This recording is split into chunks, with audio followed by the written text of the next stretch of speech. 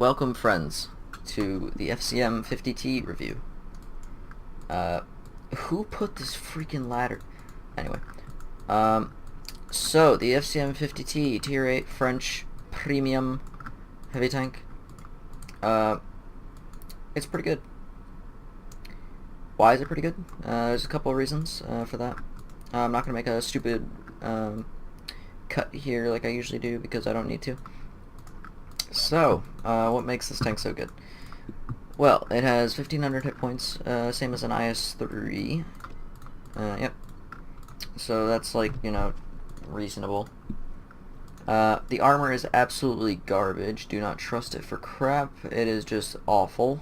Like, seriously, like, the only way you can bounce stuff is, like, if it's at, like, this angle and you got light tank shooting at you. No, it's... No. Don't trust it. No, it's awful. It has 1,000 horsepower back here in the caboose here in the booty, which makes it go zoom fast. So we got it goes 51 kilometers an hour top speed. So it zips around the battlefield pretty quickly. The traverse speed 40 degrees per second. That's not bad. You can like turn. It's pretty cool. 240 alpha damage gun, 212 pen. The pen is amazing, seeing as it has pref matchmaking, which makes this thing so much better than some other competitors. Like the CDC, for example. 8 rounds per minute rate of fire. The DPM's pretty bad. IS-6 has more DPM. Which is actually hilarious because people underestimate the DPM of the i6. But, yeah. 36 degree traverse speed on the turret. It's okay. Combined with the track traverse, you can, like, kill light tanks that try to circle you. It's pretty funny. 400 meters view range, this is a big deal, because with optics you get 440 meters of view range, which is like tier 10 level. So you get a ton of view range out of the tank. Signal range, who cares about that? Because, you know, it's signal range. You have enough. For equipment, I run vert stab, rammer, and optics. You can run vert stab, rammer, and vents if you want. Those are the two setups I would go with. Either pretty much switch out optics and vents, because that is just the best that you can do. You don't really need a toolbox on here or anything. Because if you just have a repair crew, you're fine. I load 16 APCR, 5 HE, rest AP. The reason for so much APCR is not because of the pen. You really don't need the pen, unless it's something stupid like a what is it, M6A2E1 or something, like a mutant, or the I don't know, if you're fail platooning, I guess. But the reason that you really need the APCR is the travel time of the shell. Also, the FCM's gun is like accurate, but not really accurate sometimes, if that makes sense. It's one of those trolley guns where like you'll be fully aimed and it'll miss completely. Will miss the weak spot, or it'll be like you'll snap weak spots. You know, it's one of those guns. Not like, well, kind of like the E50M, I guess, but the E50M is better about it. I don't know. The gun is nice. You just have to let it aim, which is kind of painful because it is a fast tank. So the faster the tank, the longer you have to aim, or the longer it feels like you have to aim. Because, like, for example, if you're in a T95 and you're just chugging along at like what 8, the aiming circle's a lot lower than something that would be going fast.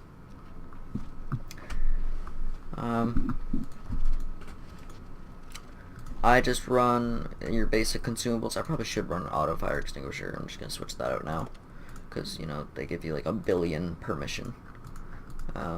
Camo, obviously important. Totally, each camo like obviously gives a special effect.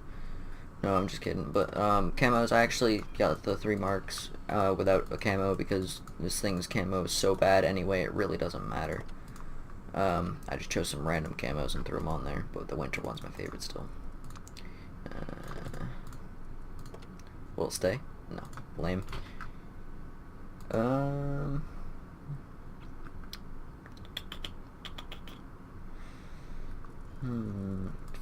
crew skill, 6 Sense repairs. I have BIA second, which kind of sucked to train through, but it's whatever.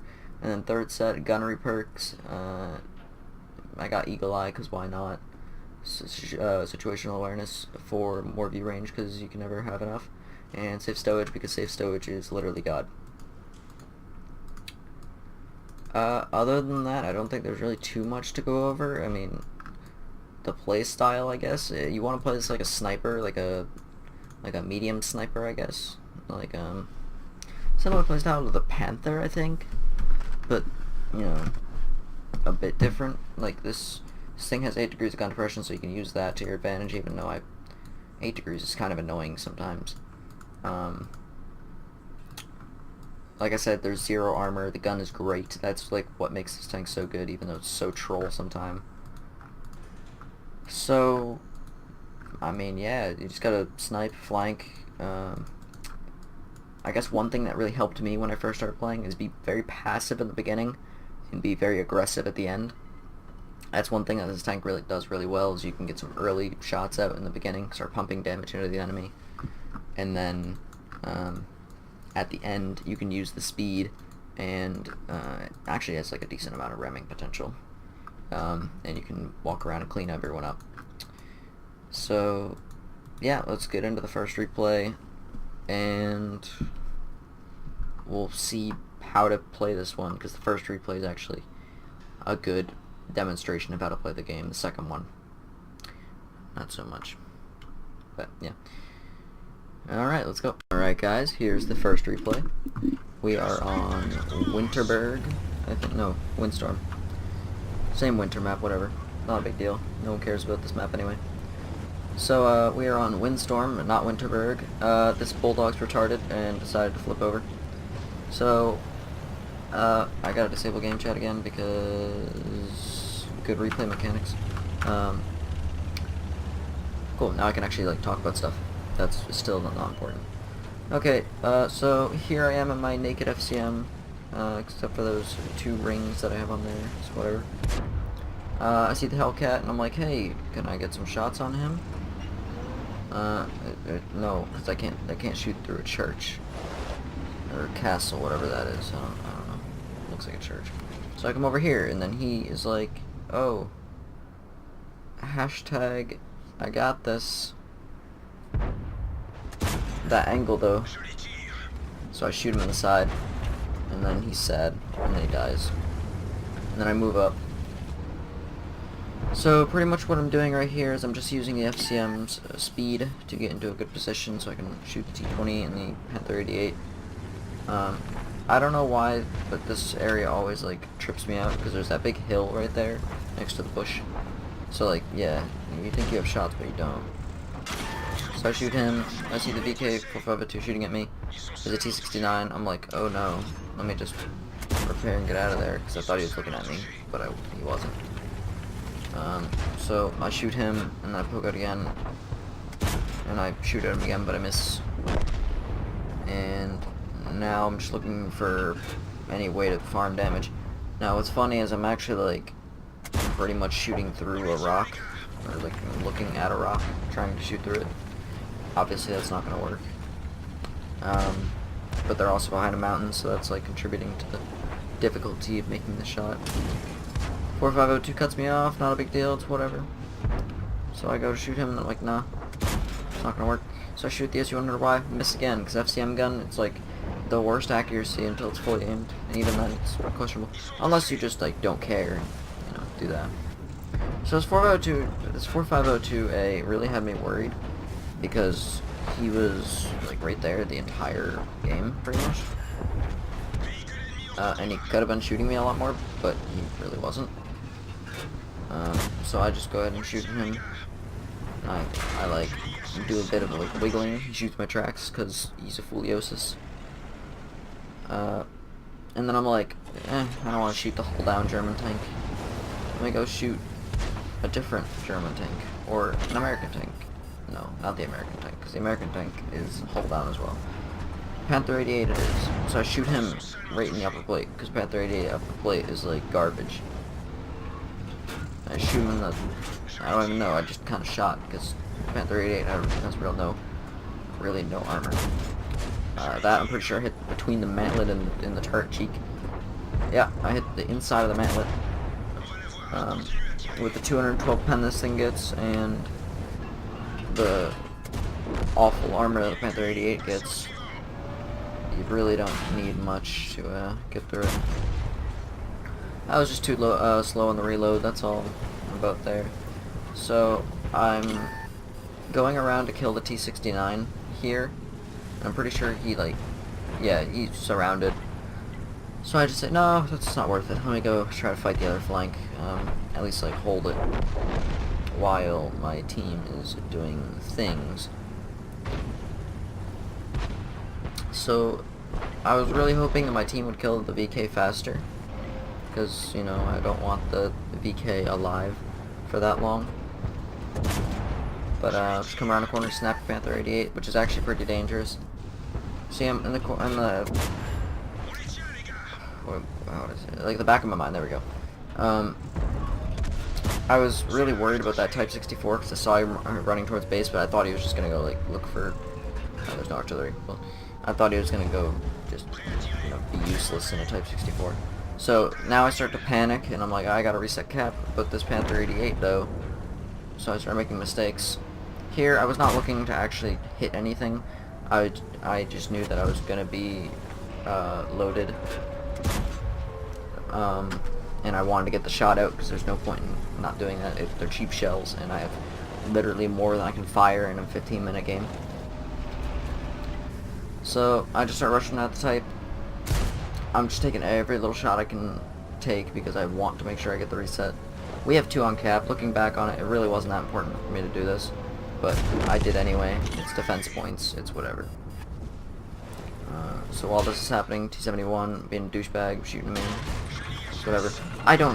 Don't ask. I don't know how that, what? No. So I was like so eager to get going and do more damage, and then I looked up and was like, oh no, they capped a base, no. So that's the end of that replay. It was pretty meh, but I mean, I think I was like 3,000 damage or something. I'll have the replay thing in the description. I'll just have it like replay 1 windstorm, or winter storm. What is it? A Windberg? Yeah, we'll do something like that. Alright, on to the next replay. Alright, here's the second replay. We are on Ruinberg. We got the northern spawn. It's in counter. So, here you see my retardation trying to go to the town. And then I looked at the map and was like, okay, my entire team is going field. So this is when I go, yeah, no. We're gonna go field. Even though I probably should have gone field anyway, because this thing does not do well in a brawling situation. But that decision right there probably saved this game for me and enabled me to get the 3rd mark. So, anyway. The only reason I'm going over here, as of now, is because my team went here. It's probably a better decision anyway, but I'm not gonna, like, claim that I was just gonna make that decision anyway. Because I probably wouldn't have. I probably would have gone town if there was more people, for some reason. Anyway, I just witnessed a tier 4 drive by. I witnessed a tier 7 just completely screw over another tier 7. Because, you know, make rare tanks not so rare. It's pretty fun. So, yeah, there's a lot happening right now. There's a lot of fighting going on. So I'm just trying to, like, you know, not get shot at. There's a quote that I like to play by, and that is, HP is a currency. If you're going to spend it, don't hesitate or if you're going to spend it, don't hesitate, something like that. It's a really helpful thing to keep in the back of your mind.